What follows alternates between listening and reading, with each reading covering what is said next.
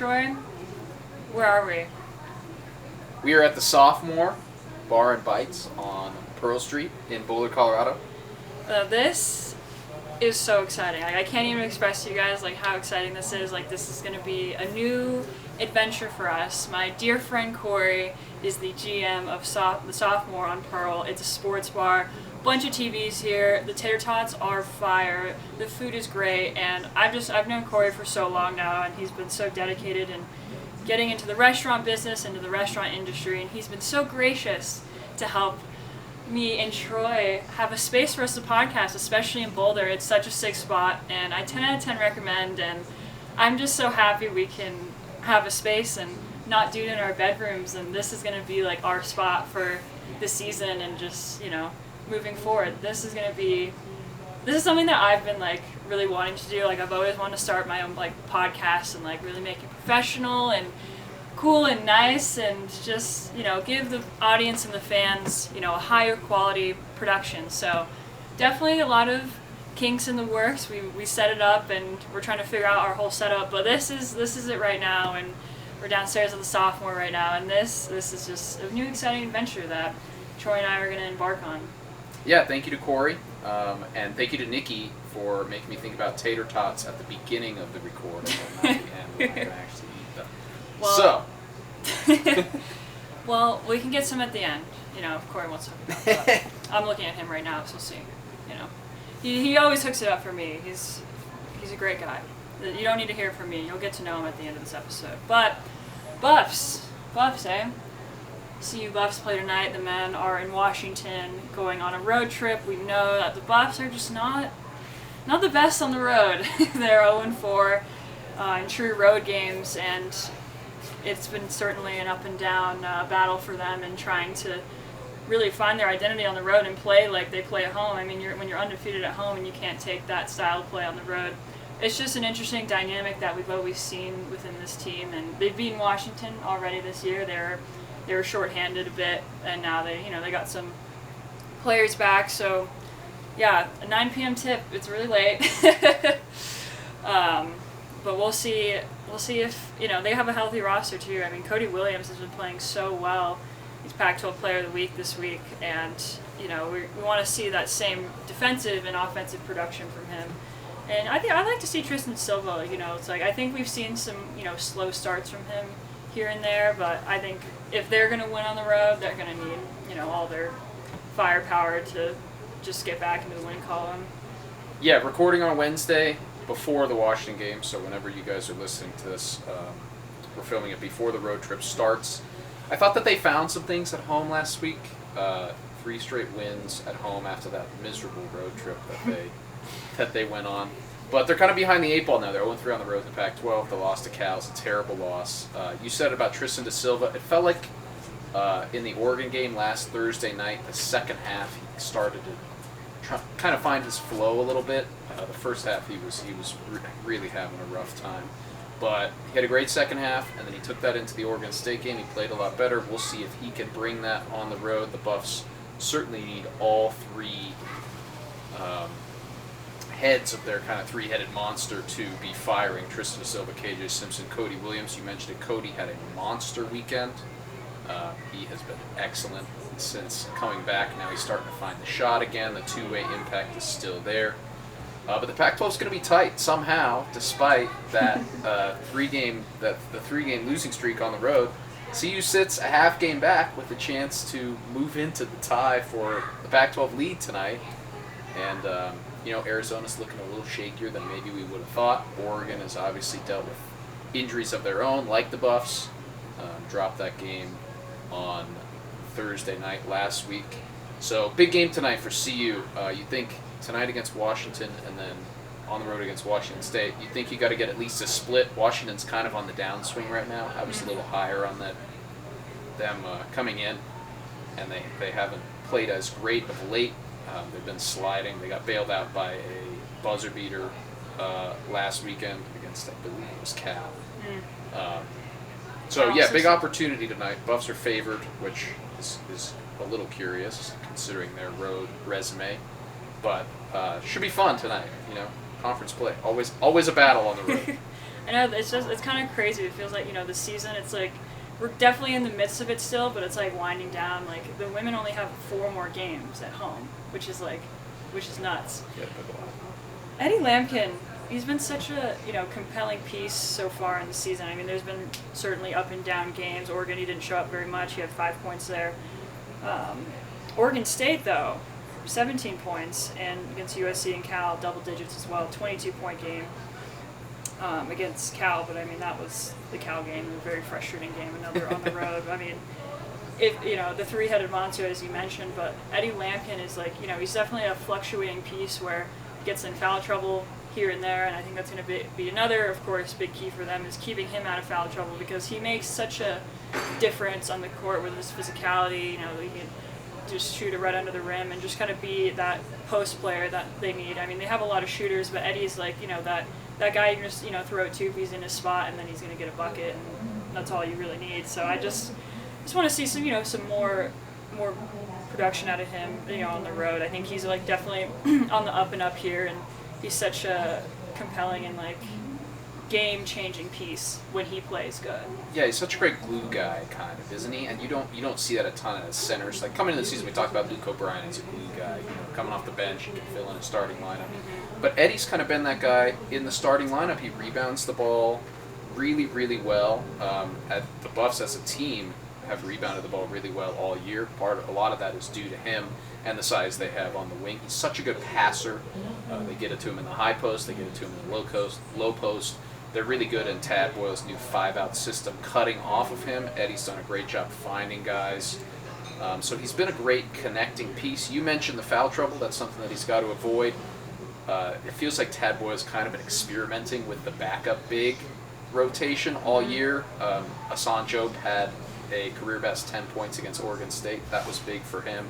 Bangot Dak got sick over Christmas and hasn't really been in the rotation since coming back. We saw a Joe Hurlburt game. We've seen some smaller lineups when Eddie hits the bench with Tristan da Silva at center alongside Luke O'Brien and Cody Williams in the front court.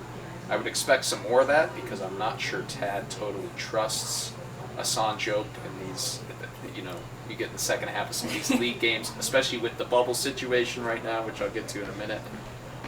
But you're right about Eddie.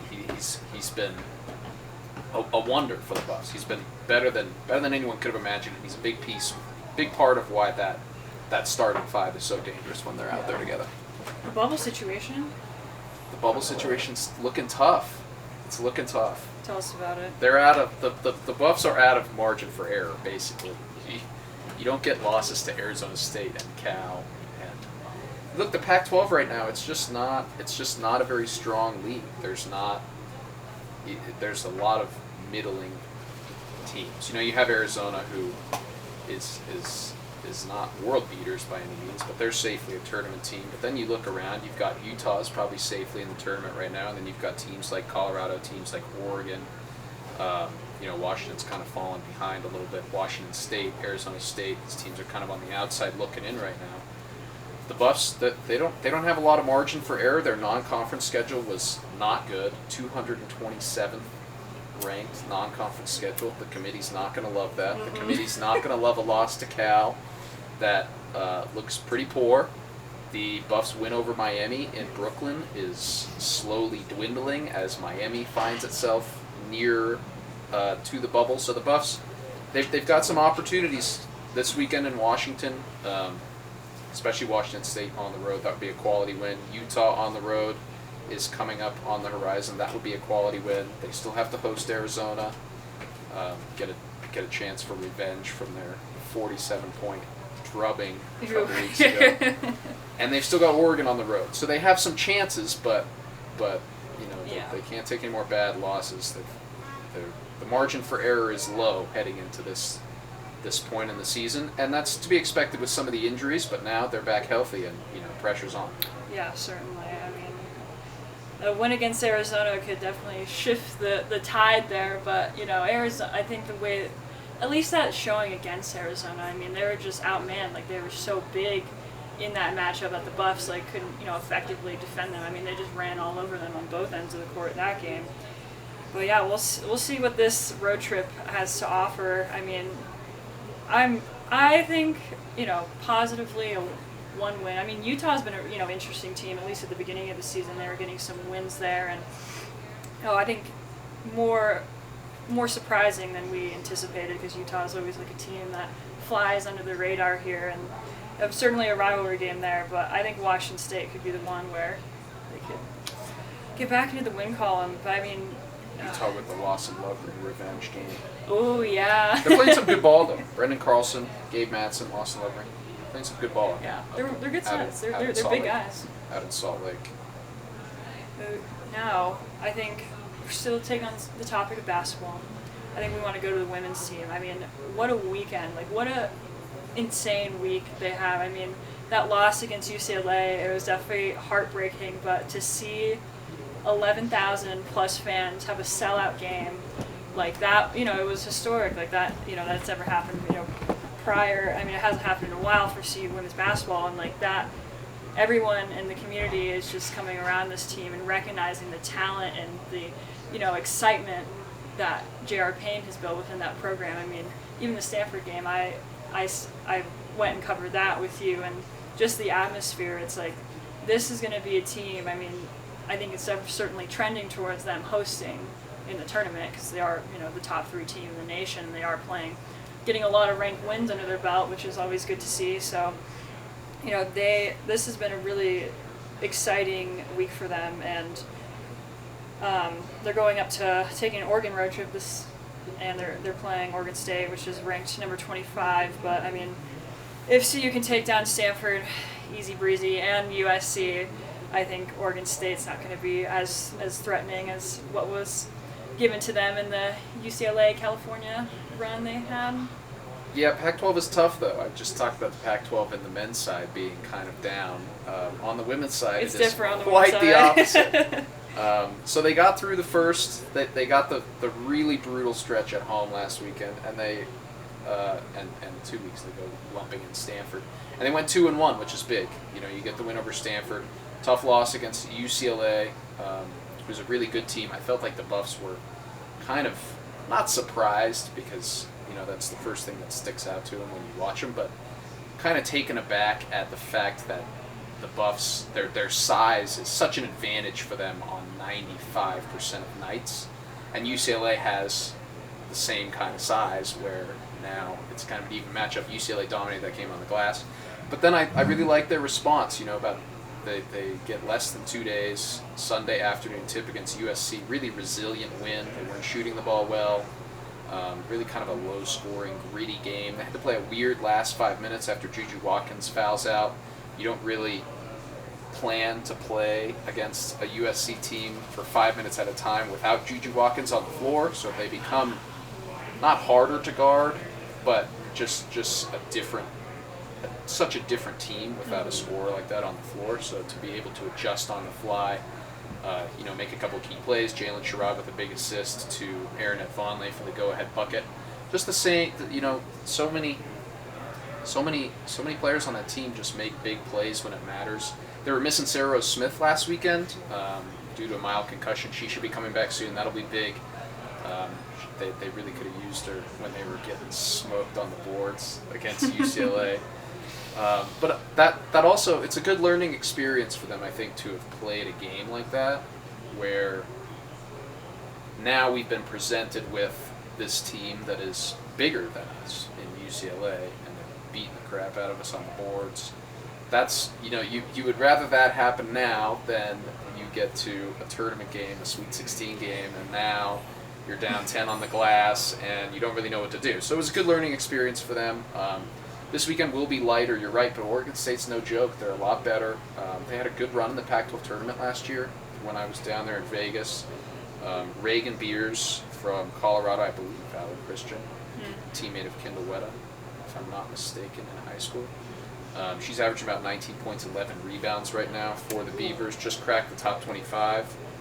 So that'll be a tough one Friday night in Corvallis, and then Sunday in Eugene. Oregon's kind of having a down year, but Oregon's another big team.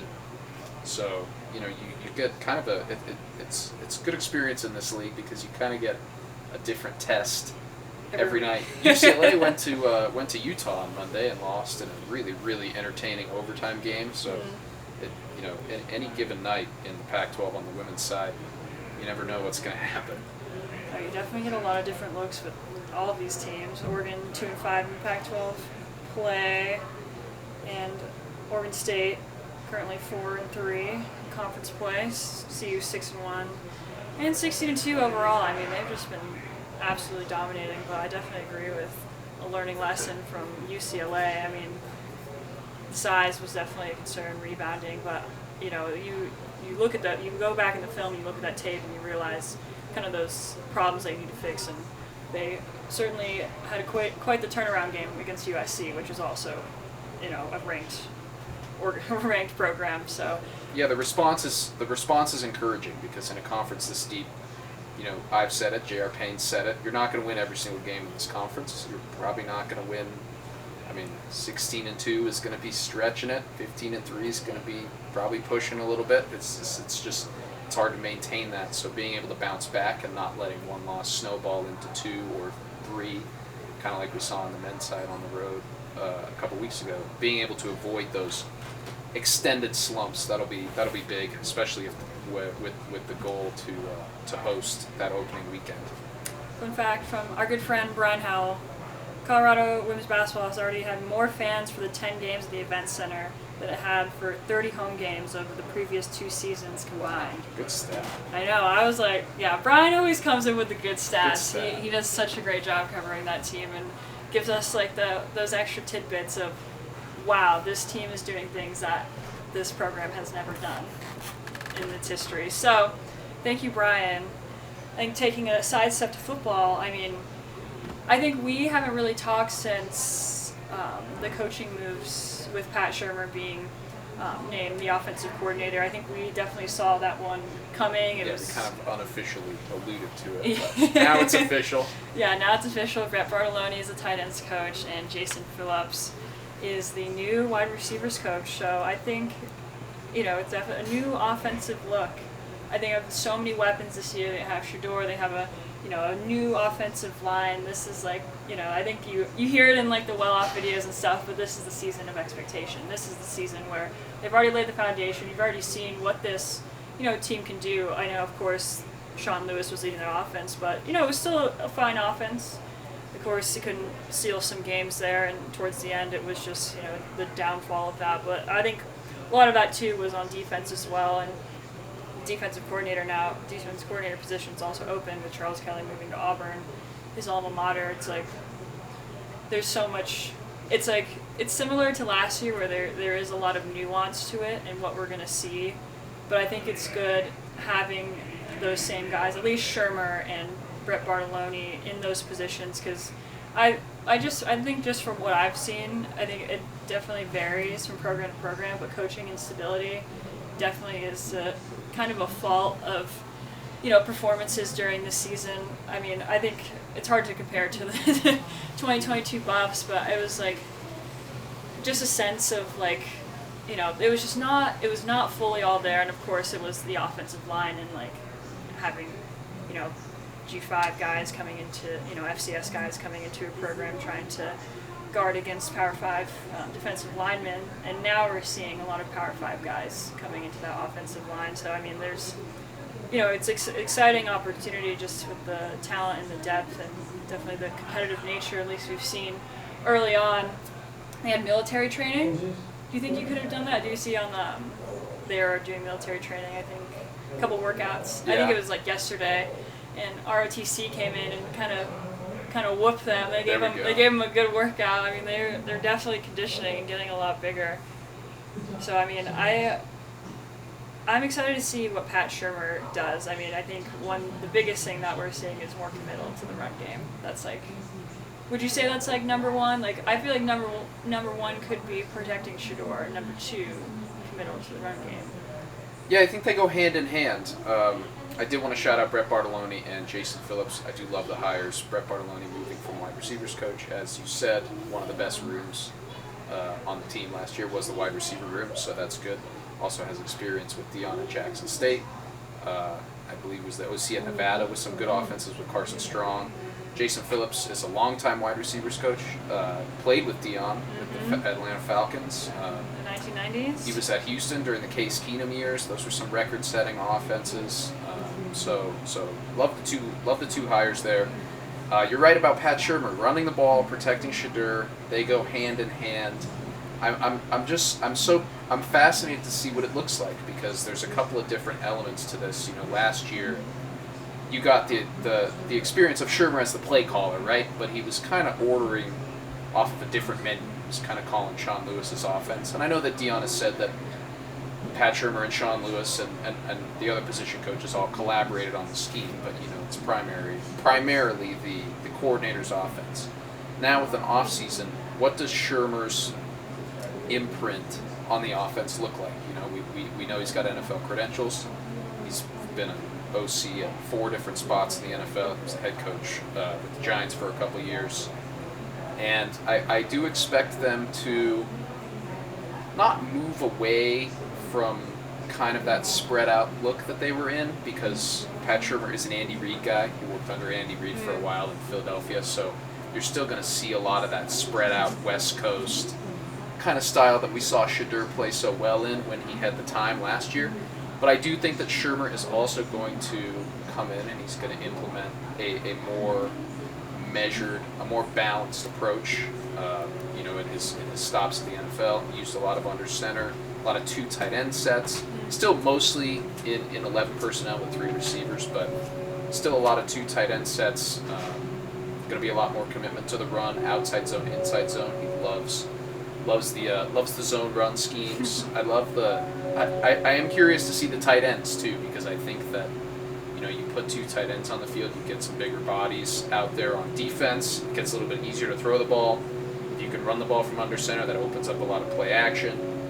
So I'm interested to see how Shurmur kind of, with an improved offensive line, with Shedeur Sanders seemingly improving as well going into his second year in the Power 5, how Pat Shurmur kind of blends that balance with saying, hey, I got to lean into my strengths here, which is Shedeur Sanders, kind of playing point guard, distributing the ball. So I'm intrigued. I'm excited about the hire. I'm intrigued as to what the offense could look like. Yeah, it's definitely going to be a balance of everything that you said and just looking at your personnel and really playing to their strengths there.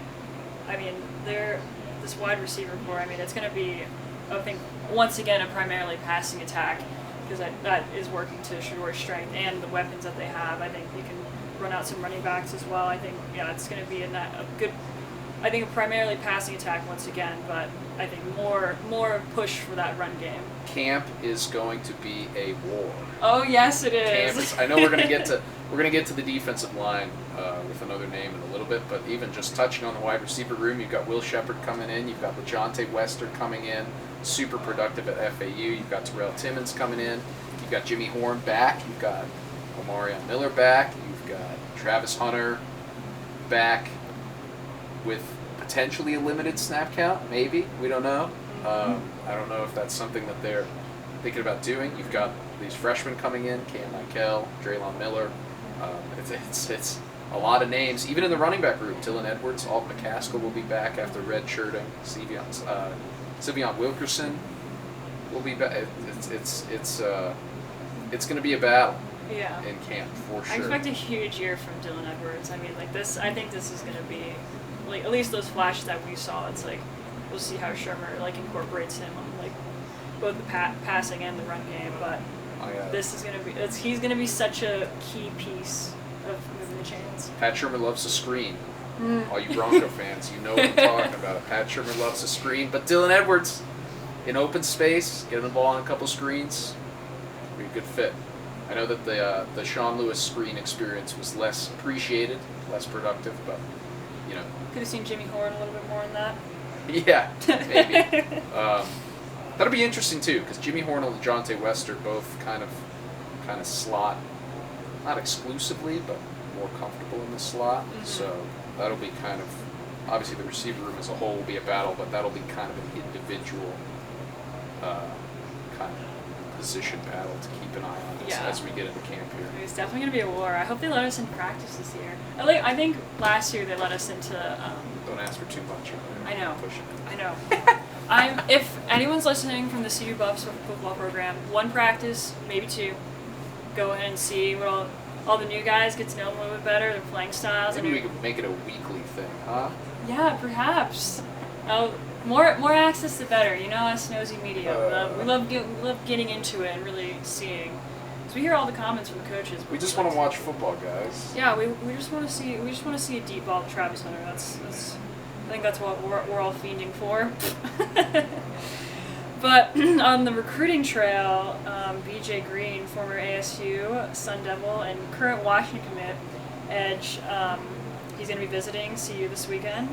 Played 12 games. He had 39 tackles, 11.5 tackles for loss, 6 sacks, and 1 forced fumble last season. So, we could potentially see another flip opportunity after Terrain Carter, and I think the Buffs are pretty good at convincing guys. Yeah, their track record with the flips is getting pretty good here in the last couple of years. But you're right, it would be a huge pickup.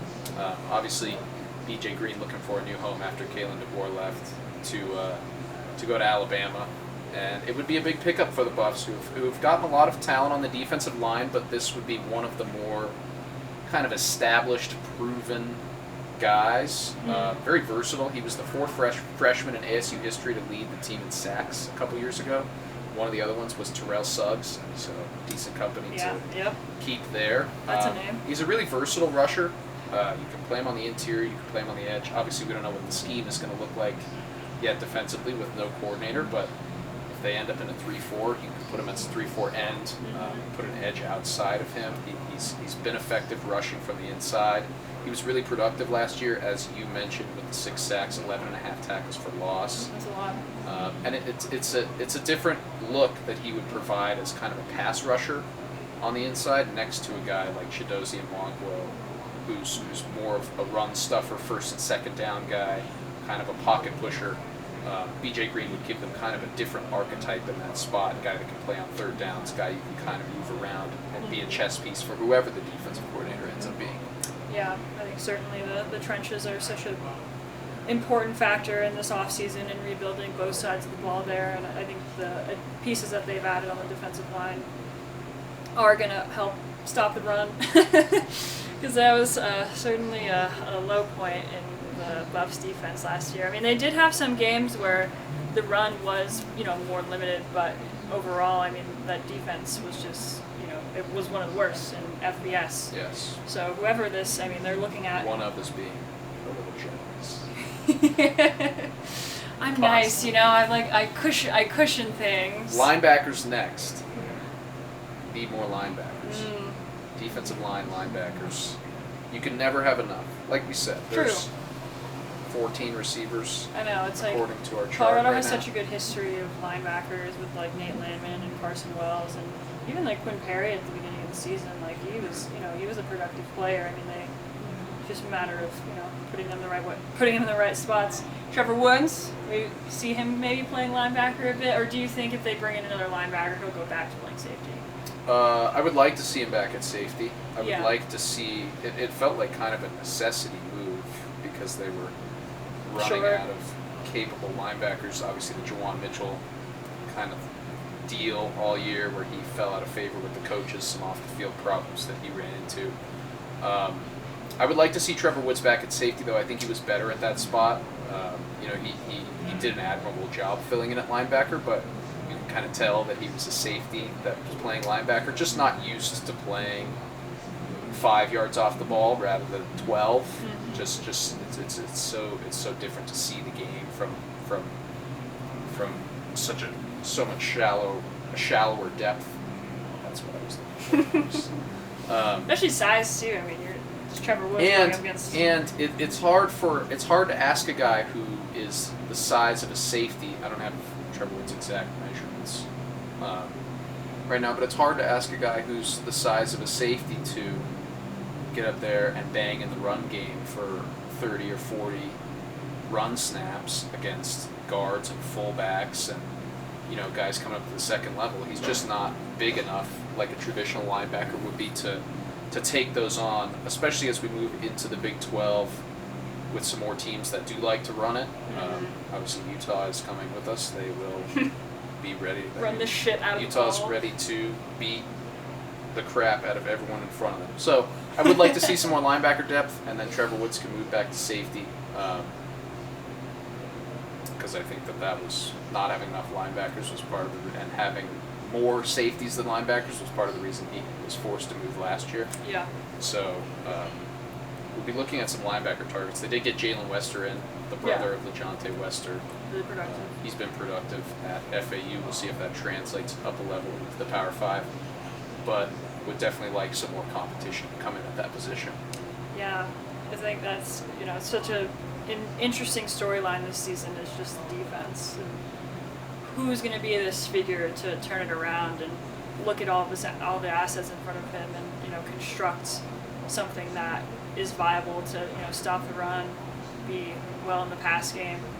I mean, we'll see. I mean, I think in a recent well-off video, Coach Prime said there was like three candidates, but they didn't want to rush into anything quite yet and just pick a guy because they need to pick a guy. I think they're going to be pretty meticulous in their search and who's going to be that leader and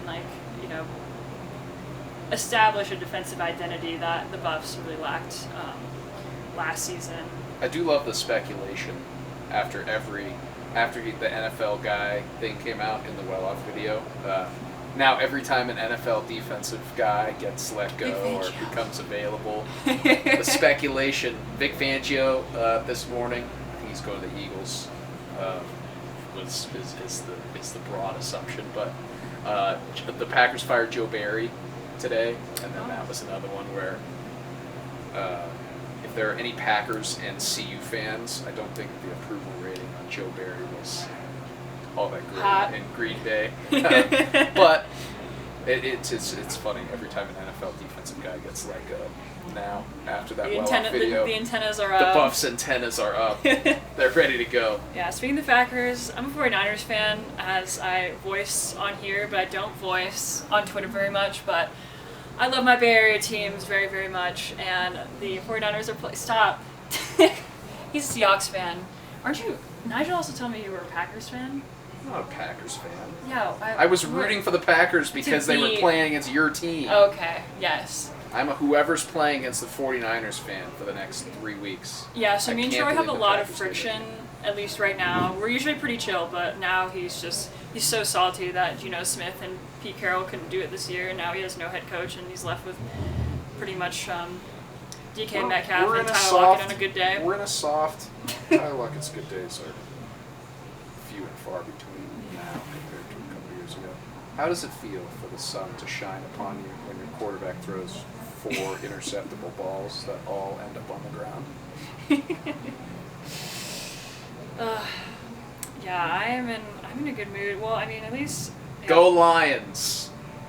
Yeah, I mean, and then honestly, the Ravens or the Chiefs after that. I'm glad the 49ers got through the Packers because I don't think I could emotionally handle at least the Cowboys beating the 49ers, the Packers. If the Lions, because the Lions are, they've never really had a shot. The 4 times you knocked the Packers out of the playoffs in the last however many years, wasn't good enough for you?